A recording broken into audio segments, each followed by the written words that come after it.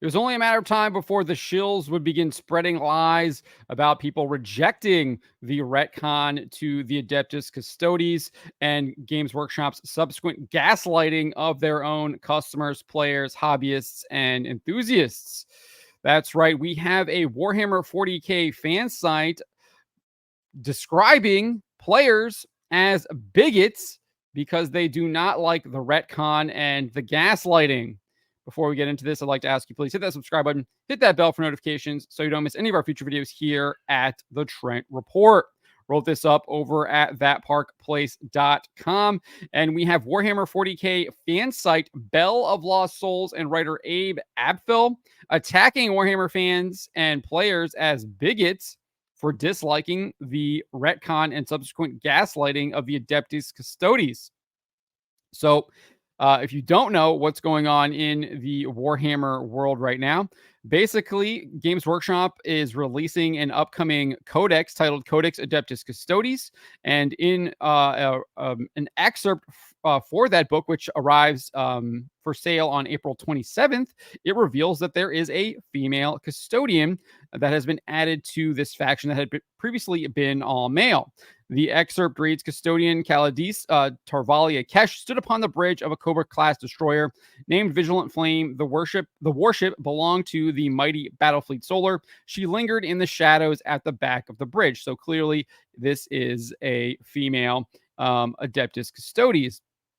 And it was made even clearer in another excerpt where it shows that she is wielding a guardian spear. That excerpt reads, Kesh was warned before anyone else aboard, sensing a sudden empiric energy spike coupled with the surge of overpressure and sharp temperature drop that presaged a teleport strike. Her guardian spear was leveled and armed before the first cry of alarm or howl of a klaxon rang through the bridge. This was a retcon from previous lore, as noted by former World of Warcraft team lead Mark Kern, who shared previous entries regarding the Adeptus Custodes that makes it very clear it was an all-male organization. An excerpt from the Rogue Trader Rules in 1987 states the Adeptus Custodes is the Emperor's inner guard, the members of which are privileged in being permitted to serve upon the Emperor, attending to his needs, receiving and recording his directions. These men never leave Earth and only rarely leave the Imperial Palace. So it's very clear that they were men. You can read that right there on Kern's post on X. He also shared excerpts from the 2017 and 2018 Adeptus Custodes codices that refer to them as the Brotherhood of Demigods and make it clear they were recruited from the sons of nobles. This is what one of the excerpts reads. It is known that all custodians begin their lives as the infant sons of the noble houses of Terra.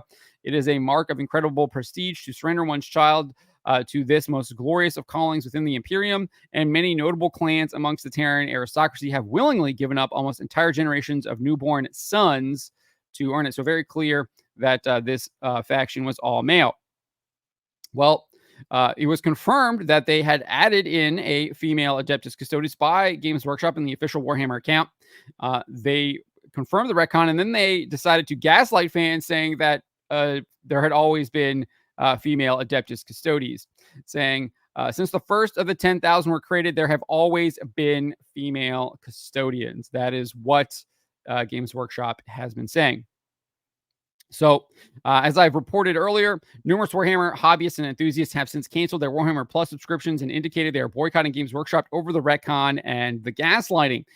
In reaction to this, Abe Abfel and Bell of Lost Souls published an article titled Warhammer 40K, Only Bigots Hate Female Adeptus Custodes. So obviously going very harsh there against people who do not like the retcon and do not like the gaslighting. Within the article, Abfel writes, oh no, women are coming to ruin 40K. The bigots need to get over themselves about female Adeptus Custodes. He then goes on to pen, as seems to happen every time Games Workshop takes a step to be more inclusive, to get more people into the hobby, some bigots on the internet are mad. In a number of online spaces, including comments on our website, people have come out to protest this update. So he's attacking his own readers here. It's a bold strategy there, Cotton. Bold strategy indeed. In general, they position themselves as guardians of the lore. Maybe even a few people reading this are in this position. You might be about to tell me how you're not a bigot at all. You simply really care about 40K lore and its sanctity. But you know what? Save yourself the breath and take a seat. So he's all about the lecture here. The truth is that 40K has never cared one bit about the internal consistency of its own lore. There have been countless retcons and changes galore from the very first days of 40K. Indeed, 40K is specifically written so that there is no truth. Imperfect narrators are the norm, and that everything can and often does change at any moment. And yet people still get mad about only a small subsection of these things. So I think we can say on the face, this is just utterly ridiculous. But it is interesting that this was the argument posited by former Games Workshop employee Nick Davis. So it sounds like Apfel is literally just aping what Davis said and trying to push the lie. What do we say? They tell one lie and try and repeat it over and over again until people swallow. That looks like what Abe Abfell is doing. Nick Davis, obviously the first one to push this line, and now Abe Abfell is spreading it.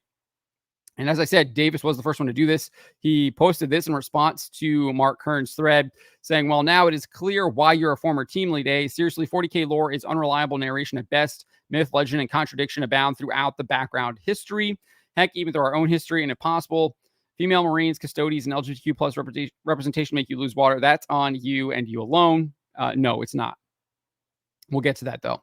And then he wrote a much lengthier thread where he tried to appeal to his past employment at Games Workshop. But he said this: the hobby, as I like to call it, is supposed to be fun, a uniting force between gamers to create friendships, social function, something to be enjoyed and shared.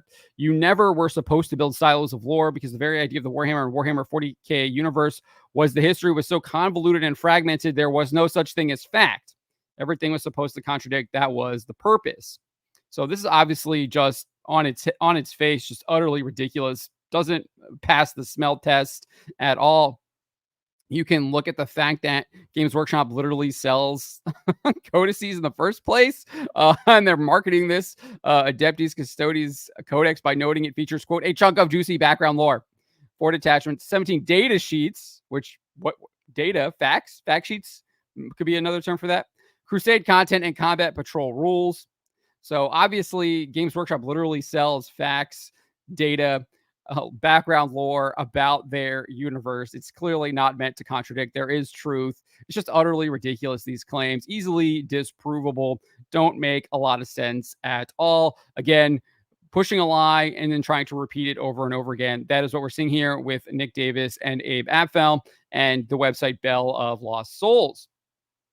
Nevertheless, Abfell doubled down on his argument, stating this: the arguments about caring about the lore fall apart pretty quickly when you look at what people seem to be mad about, because it always seems to be when women get introduced that you see anger popping up on the internet. Female custodians, people care about the lore all of a sudden. The Primarchs have a mother, protect the lore. Amar Astarte was a woman, my lore. Games Workshop makes a major retcon to the entire setting, changing the timeline and lengthening the Indominus Crusade, not a peep. For that last one, Games Workshop even went back and rewrote parts of novels to correct the lore. They've never done anything like that before, an actual eraser of past lore, and yet strangely, no one really cared, threatened to burn their armies in protest or quit the hobby. Until the 9th edition Imperial Guard Codex, we'd never heard of the Rogan Dorn tank or the Rogal Dorn tank. And then suddenly it was there and always was there, just like with countless other units and tanks before. No one cared about that. But do the exact same thing with a woman.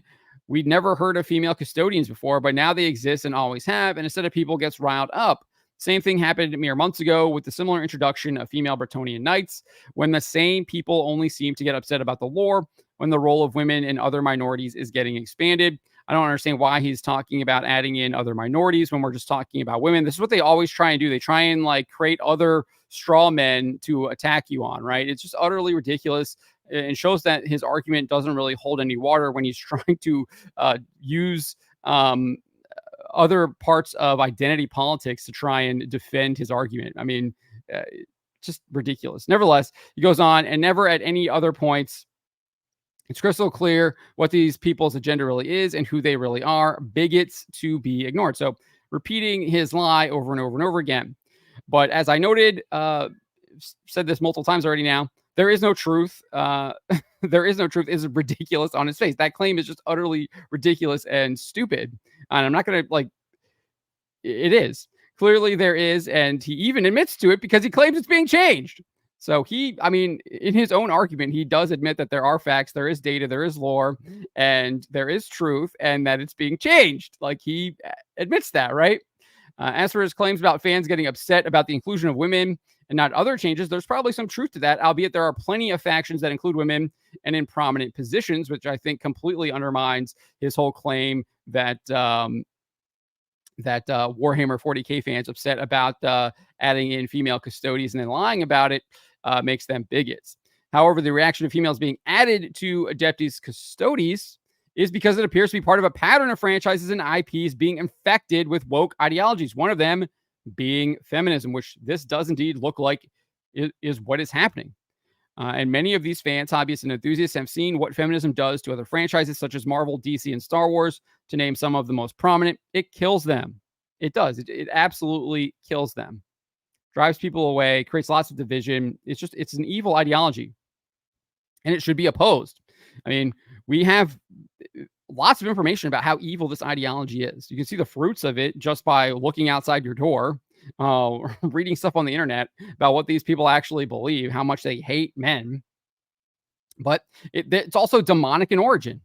Dr. Carrie Gress wrote in an article in the National Catholic Register, feminism's core beliefs were first articulated by English poet Percy Bysshe Shelley. While his wife Mary Shelley was writing Frankenstein, Percy Shelley was conjuring up his own creature, the first woman, who he called Sithna, to be detached from husband or children entirely. Sithna's only relationship, not accidentally, was with the devil. Shelley himself practiced the dark arts, going so far as to spend a night in a tomb to make contact with the devil. He also offered a new version of the Book of Genesis and the Fall of Man.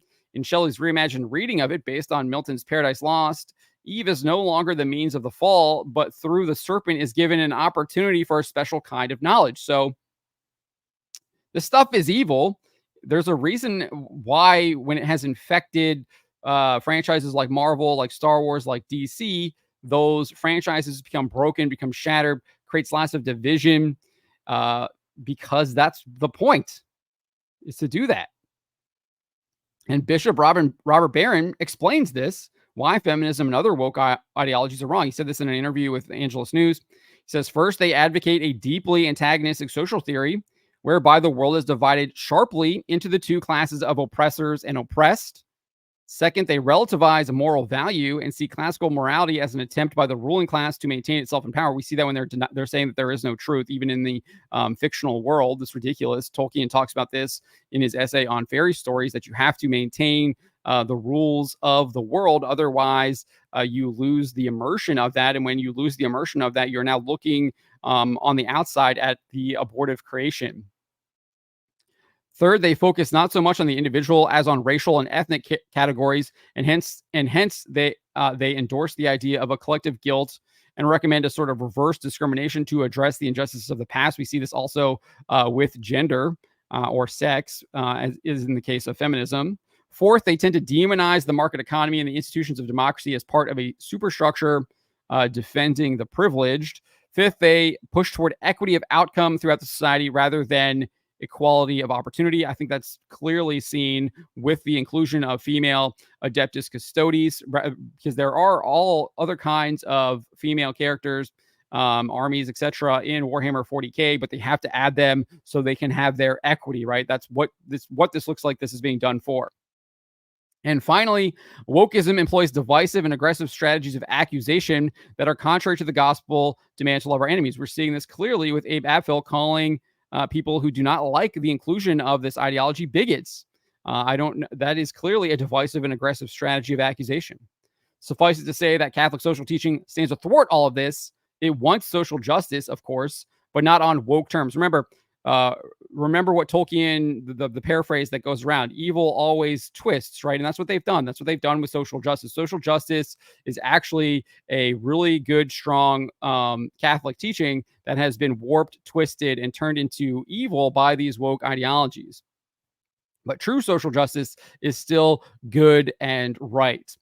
But he goes on and says, the woke ideologies, its heroes are not, the real social justice, Catholic social justice, heroes are not Marx, Nietzsche, and Foucault, but rather Isaiah, Amos, Jeremiah, Jesus Christ, the man God, Ambrose, Aquinas, and Teresa of Calcutta. So No, Warhammer fans opposing the injection of feminism into their hobby does not make them bigots. This is just utterly absurd. But we're going to see more of these attacks. We've seen this. This is how they operate. They deploy these people that have infiltrated fan sites, infiltrated the hobby, claim to be fans, buy into all of these evil woke ideologies, and attack people who are enjoying the sub creation that had been made and want to ruin it for them because they want people to either be, they want to demoralize people, they want to humiliate them, they want them to get bought into these ideologies too so they can spread their evil. And we've seen this with Marvel, we've seen this with Star Wars. I mean, you see this with any kind of franchise IP that has been infected with this woke ideology. This will not be the first person to do this. I think this is probably the opening salvo. Again, they will tell this lie, and then they will repeat it over and over and over again until they convince people that it is the truth. Unfortunately, it is not the truth. Unfortunately for them, it is not the truth. We are here to oppose their evil, their lies, and we will continue to show what is the truth and spread that truth so people can see it for what it is and counter it. But let me know what you guys make of what is going on here. Let me know in the comments below. Remember to always be charitable, but to always speak the truth.